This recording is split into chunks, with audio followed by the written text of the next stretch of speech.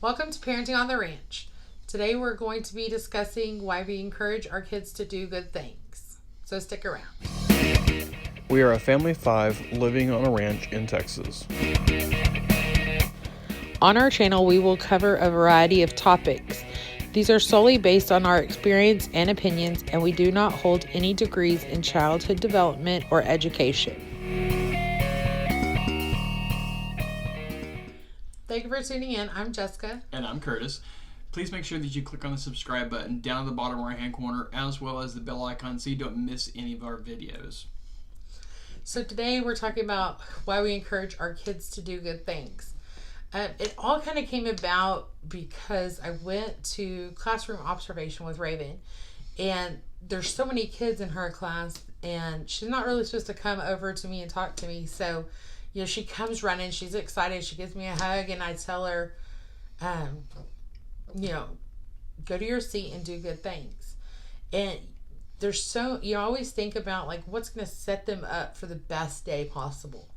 So, I could say I love you, I could say you make good choices, I could tell her all these things, but in that brief second, it just came out, do good things.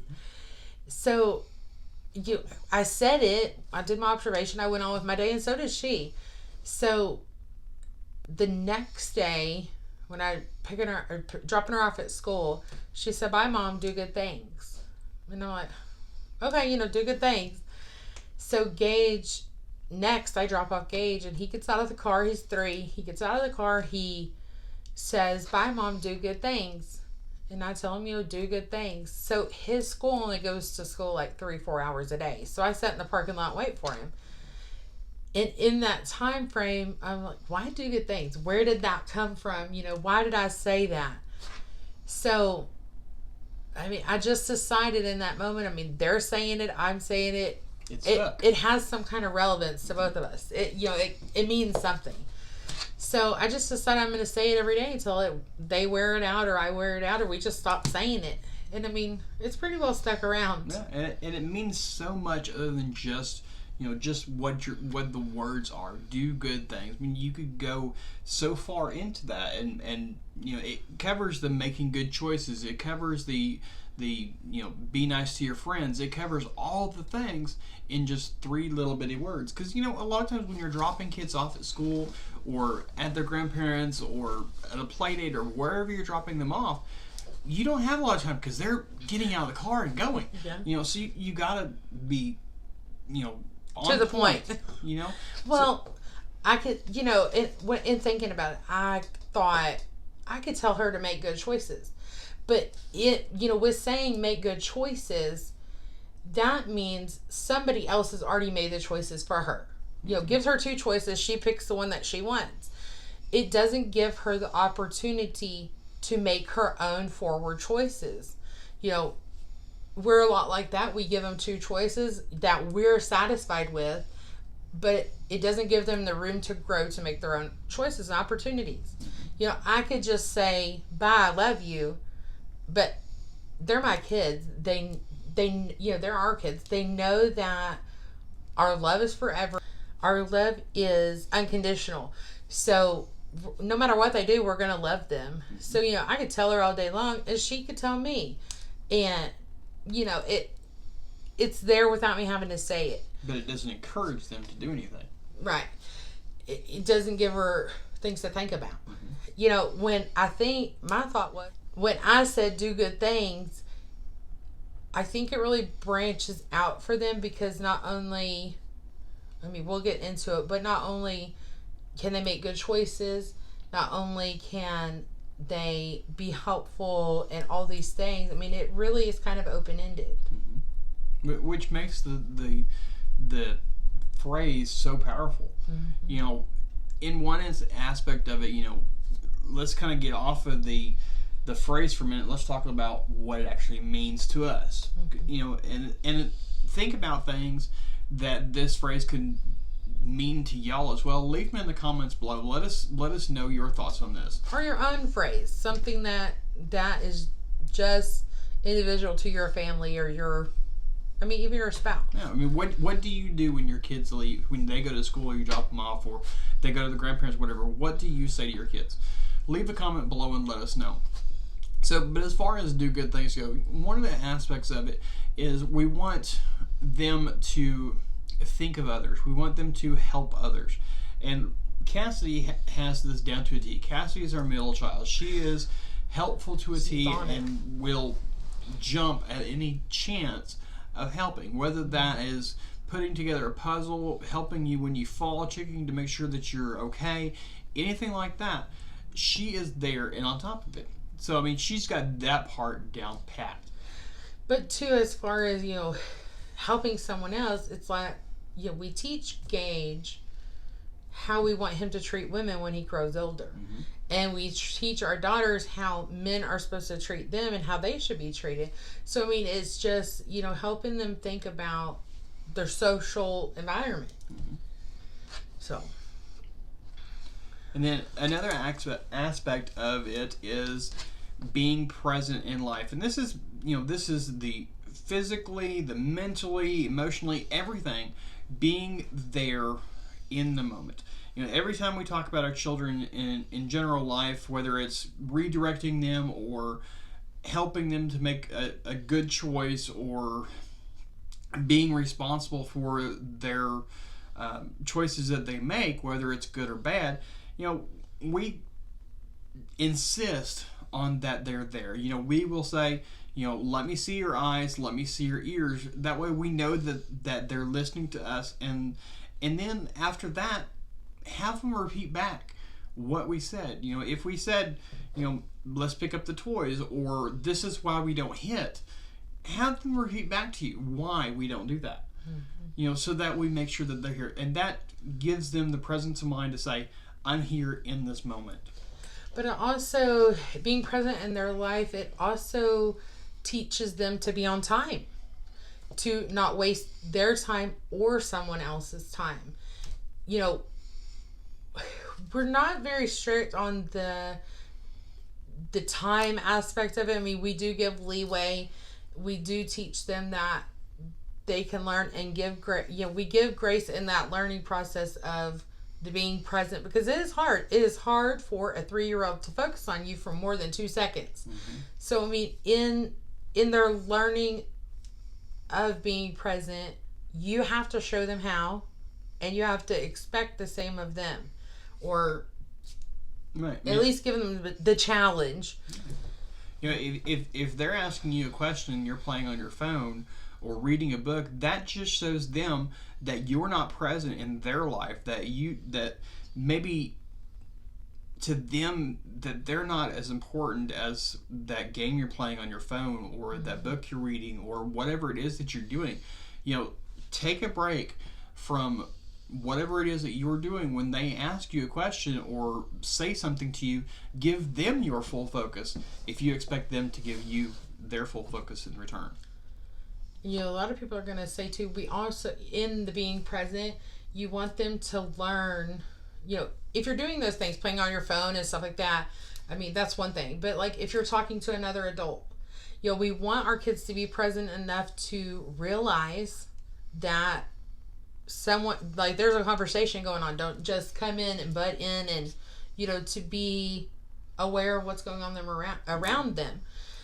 So, one of the other things that we talk about when we do good things, using your manners. Mm-hmm. That's a big one for us. Please, thank you. Using your words, not, it's a big social thing, especially when they grow up to be adults. Like, I want them to be able to express how they feel, what they think.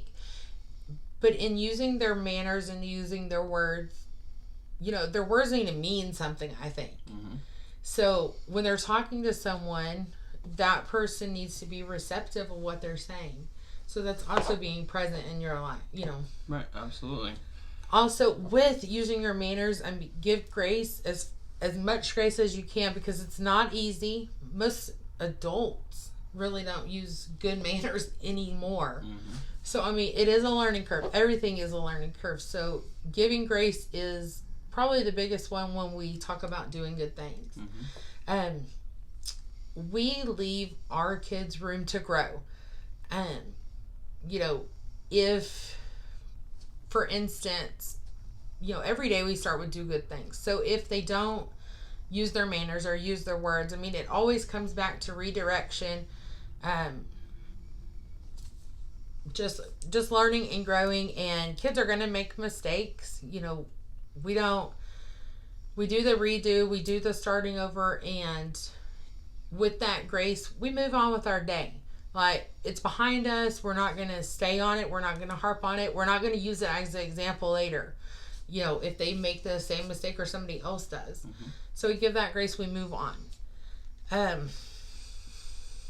Probably the next one would probably be being friendly. Cassidy is she's A++ on being friendly. She's very social. Yeah, she doesn't know a stranger. I mean, she is the first person to say hi. She is, you know, she'll say Merry Christmas when we're going shopping to everybody. And when that person that she talks to doesn't say something back, she'll look at us and say, Mommy, they didn't talk to us, or they didn't say Merry Christmas to me. You know, she's very outspoken and very social. Now, Raven, on the other hand, she is very, very quiet. I mean, once she gets to know you and warms up to you, she talks. But until that point, it's hiding in the corner, hiding in her own shell. She's very reclusive. Yeah. She doesn't let her emotions show or anything. So yeah, that's to be. And Gage is kind of a mixture of the two. You know, there are times where he's very outspoken and very vocal and says hi and stuff like that. But a lot of times, it's when Cassie does it first. Yeah. You know, if Cassie and Gage are together and Raven is doing something else, he'll follow more to her example.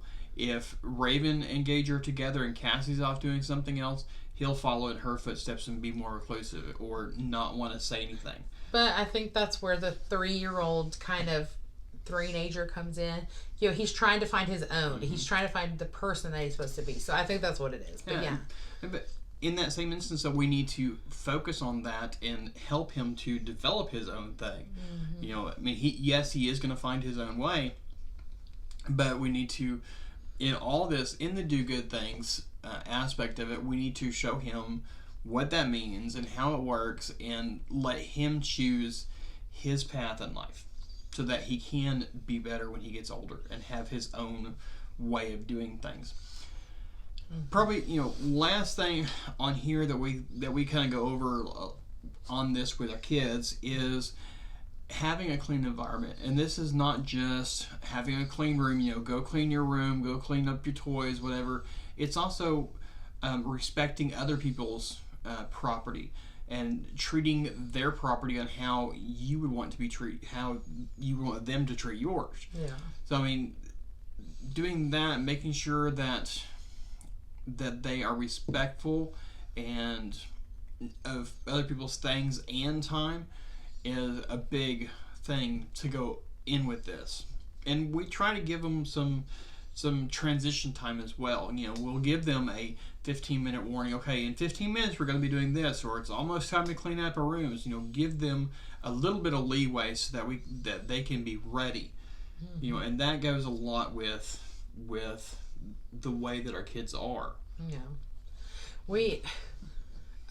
They're really good at it. We've been doing transition so long that, you know, cleaning up after themselves, I mean, it's their dishes, it's their toys, it's their book bags, shoe, everything.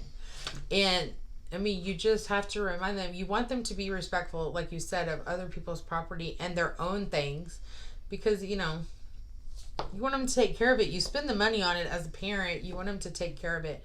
But, I mean, they've gotten really good at cleaning up. But, two, you know, you don't want them to just be that way at home. Like, if they go to a friend's house or something, you don't want that parent to say, oh, your kid can never come back because they're tearing up toys or books or whatever. You know, I want my kids to treat that as their things. The way that we do, you know, the way that we teach our kids, there's no right and wrong way of doing it. Every kid is going to be different. Every kid is going to have their own quirks. Every kid is going to have their own ins and outs. So, you know, what works for us might not work entirely for you and your kids. So you might need to take this and tweak it a little bit. But, you know, again, let us know down in the comments on what your phrase is or what your philosophy is whenever you drop off your kids or whenever you say bye to your kids. You know, the quote that goes along with this that we really like Your life is a result of the choices that you make. If you don't like the way your life is going, it's time to start making better or different choices. That right there is such a powerful quote. And it resonates a lot with me, because if I don't like something, I'm gonna keep twerking it and trying to find a different way to make it happen how I want it to be. And it resonates with me too, that's how our kids are, and that all goes back to giving grace on their learning curve and their learning process. And consistency. I mean, if you want them to learn, you have to be consistent. So just like every day when I drop them off, it's bye, do good things. They understand it. I mean, we talked about it a couple of days ago, like what it means, why it is present in our lives. But it might change. I mean, they might grow up and we'll find something that relates better to that time and that place. And parenting is not a static thing. It is a very fluid thing. What works today might not work tomorrow, and that's what we have learned, and what works and what doesn't. That's the way it goes. So make sure you subscribe to the channel and click on the bell icon so you get notifications. Next Friday we're going to be talking about discipline and how we do it here in our house. So please make sure you come back next week for that. Thank you very much for tuning in, and we'll see you next time.